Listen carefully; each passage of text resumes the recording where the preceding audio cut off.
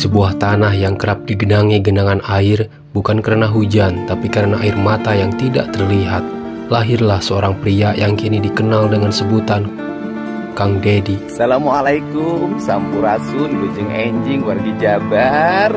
Hari Minggu berolahraga ya.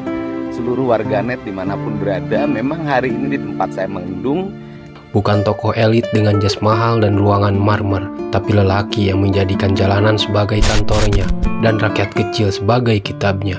Ia datang bukan dari istana, tapi dari lorong-lorong sunyi yang tak pernah dibaca oleh mereka yang terlampau tinggi untuk melihat ke bawah. Terima kasih Pak, ikhlas ya Pak.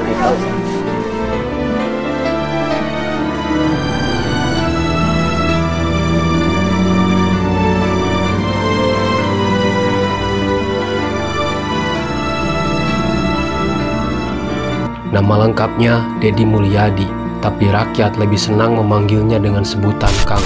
Panggilan yang akrab, bersahaja, dan tanpa jarak.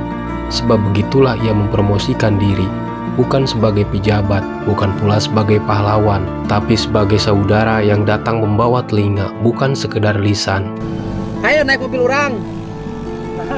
Ayo. Kang Dedi adalah paradoks. Di satu sisi ia masuk ke dalam sistem, menjadi bupati, anggota DPR, bahkan tokoh politik. Tapi di sisi lain, ia menolak protokoler. Ia tak canggung duduk di lantai bersama nenek-nenek yang hidup dalam gubuk reot. Ia tak risih menyusuri rumah-rumah bambu, tempat di mana nyamuk lebih banyak daripada janji politik. Ia bukan malaikat, tapi ia pun bukan politisi biasa. Ia dalam banyak hal adalah jalan sunyi yang tak banyak ditempuh oleh mereka yang sudah mabuk jabatan. Filosofi hidup Kang Dedi tidak diambil dari buku filsafat tebal. Ia menyerapnya dari rakyat, dari kakek penjual kelapa, dari pemulung yang tersenyum di tengah bau sampah, dari anak kecil yang tersesat tapi tetap memeluk harapan. Ia percaya bahwa kebijaksanaan tidak selalu turun dari atas, kadang justru naik dari bawah. Di dunia yang bising oleh debat, ia hadir dengan pendekatan yang berbeda. Ia tidak sibuk membahas teori, tetapi memperbaiki atap rumah yang bocor. Ia tidak mempersoalkan ideologi, tapi menyuapi orang tua yang sudah tak kuat menggenggam sendok. Ia tak banyak berpidato, tapi lebih banyak bertanya, apa yang bisa saya bantu? Dan dari situ ia menemukan sesuatu yang tidak bisa dipalsukan, yaitu empati.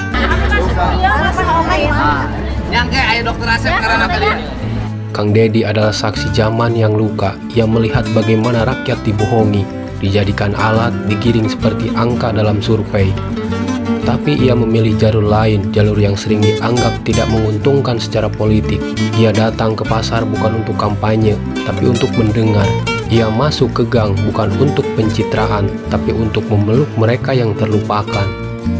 Namun, seperti kata para filsuf, kebaikan yang menampakkan diri akan selalu dicurigai. Tak sedikit yang menyebutnya pencitraan.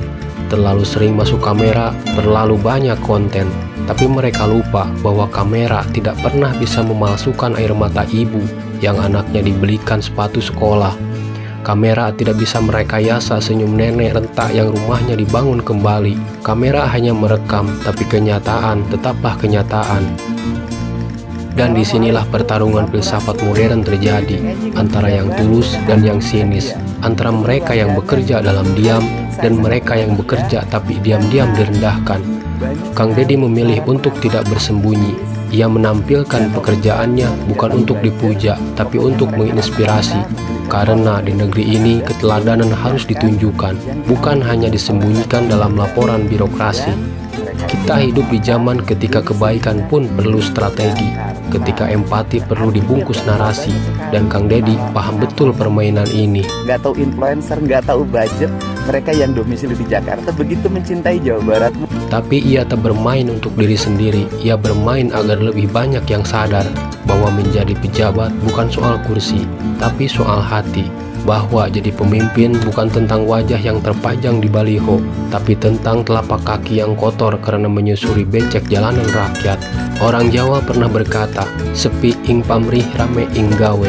sibuk bekerja tapi tanpa pamrih. Dan Kang Dedi dalam banyak tindakannya mencerminkan pepatah itu. Ia lebih nyaman duduk di emperan rumah warga daripada berdiri di podium mewah. Ia lebih senang menemani ibu-ibu memanen daun singkong daripada bersalaman di ruang rapat formal. Karena baginya, hidup bukan soal kekuasaan, tapi pengabdian. Namun pengabdian tidak selalu disambut tepuk tangan, seringkali justru dicibir, dihianati, dan ditikam dari belakang. Tapi begitulah jalan para pembelajar kehidupan. Mereka tidak menunggu disukai, mereka hanya terus berjalan. Karena yang mereka layani bukan suara, tapi jiwa-jiwa yang lama dibiarkan lapar. Kita hidup di negeri di mana banyak pejabat bicara soal Tuhan, tapi lupa menjadi manusia. Kang Dedi sebaliknya, ia tidak banyak bicara soal ayat, tapi ia hadir seperti pesan ayat itu sendiri, menolong, menyapa, menghidupi. Ia bukan sempurna, dan ia pun tak pernah mengklaim demikian, tapi justru dari ketidaksempurnaannya, ia menjadi sosok yang utuh, yang bisa disentuh, didekati, dan dimaklumi. Bukan saya memuji kebaikan, enggak, cuma saya ngedoain aja ya. Mudah-mudahan orang kayak Pak Dedi itu diberi keselamatan, kesehatan, umur yang panjang. Cuman segitu, saya nggak pernah muji-muji suka apa-apa, enggak.